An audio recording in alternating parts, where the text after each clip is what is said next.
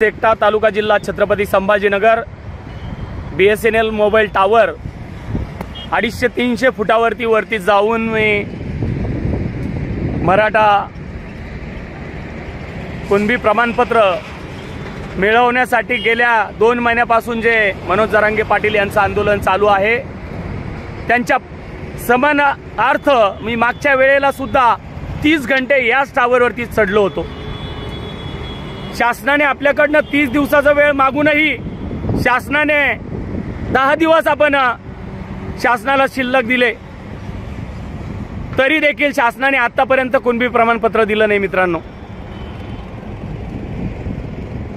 आज 41वा दिवस उगला। मनोज जरांगे पाटील अंतरवाली सराटी येथे आमरण उपोषणासाठी बसलेले आहे आणि मी देखील सेक्टा येथे BSNLच्या टावरवरती आमरण उपोषणाला बसलेलो आहे। मित्रांनो, आता हे सरकार कुणबी प्रमाणपत्र देत कसं नाही हे आपण आता बघू। हे आंदोलन जे मनोज जरांगे पाटील म्हणत होते शासनाला हे आंदोलन झेपणार पण नाही आणि पेलणार पण नाही।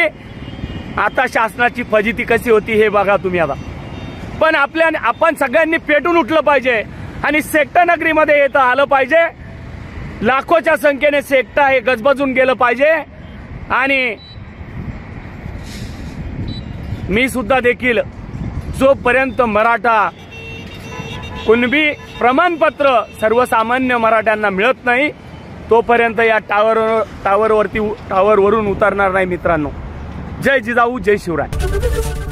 ABP माझा, उघडा डोळे बघा नीट।